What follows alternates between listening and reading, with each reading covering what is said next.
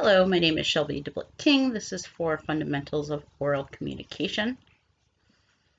So when I was just 3, my life changed forever. I was diagnosed with type 1 diabetes, also known as juvenile diabetes. I've been living with diabetes for 23 years now, and honestly don't know any other life. My diagnosis and everything I learned afterwards has changed my everyday life over the years. And over the years, I've been on many different treatments and have learned what things make this disease really hard to manage. I have type 1 diabetes, but type 1 diabetes does not have me. My journey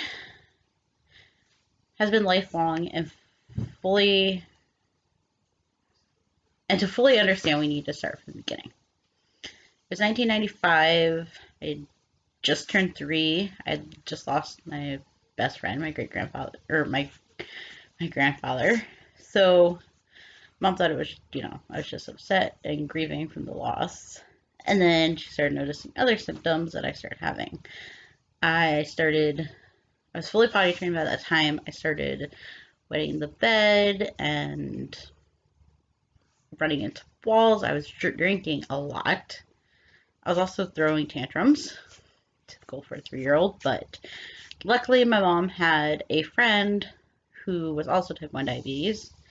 So she called her and was like, hey, what are the signs and symptoms that I should start looking for? And she told Mom all the symptoms, and I had every single one of them.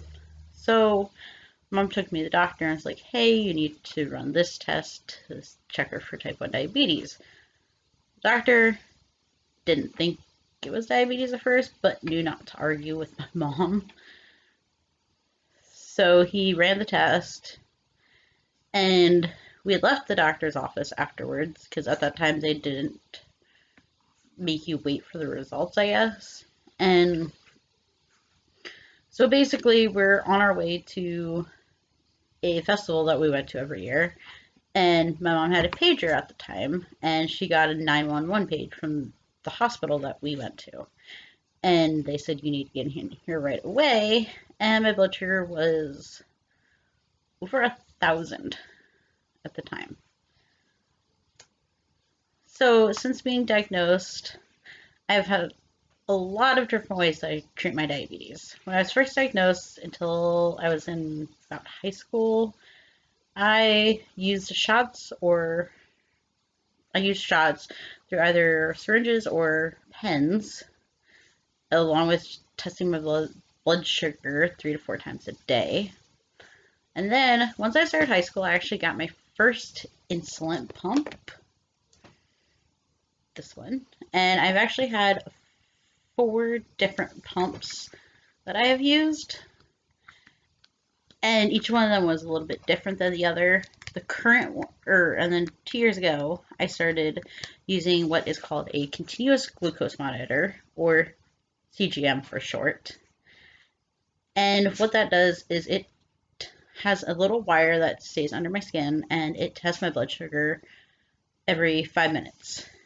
And once I started that, things have been really, really good, along with the new insulin pump that I have currently.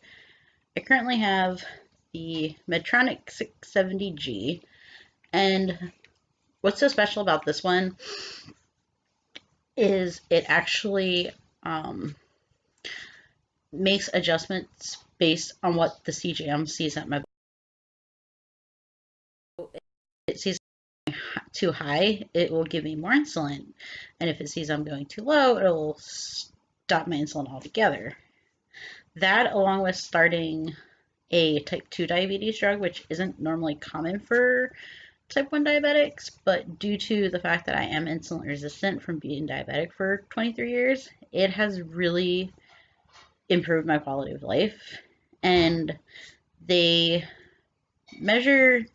do a test that's called your A1C, and what that basically is it is an average blood sugar over the course of 3 months. And before I started this specific insulin pump, my A1C was in the 10s. Now I'm sitting at 7.8, which is the best that I've actually ever been. I've never been that low in my entire 23 years.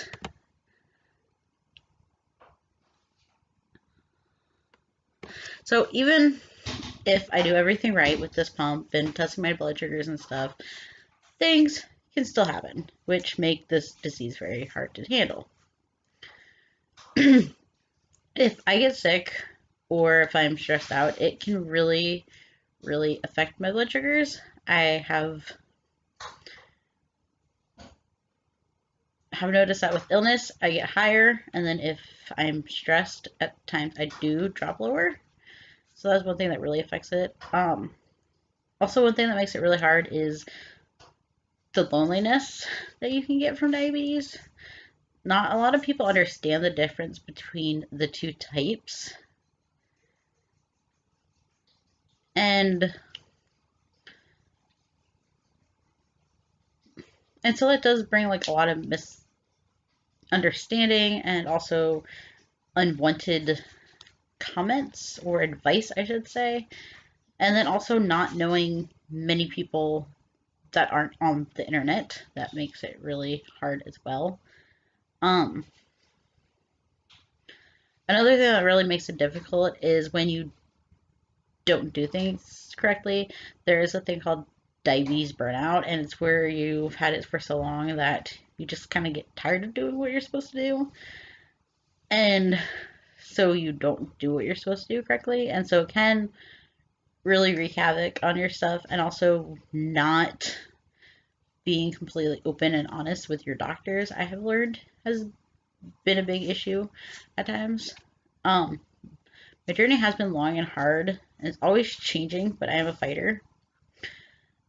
Even though my diagnosis was long ago, it is still something that affects me every single day and will for the rest of my life.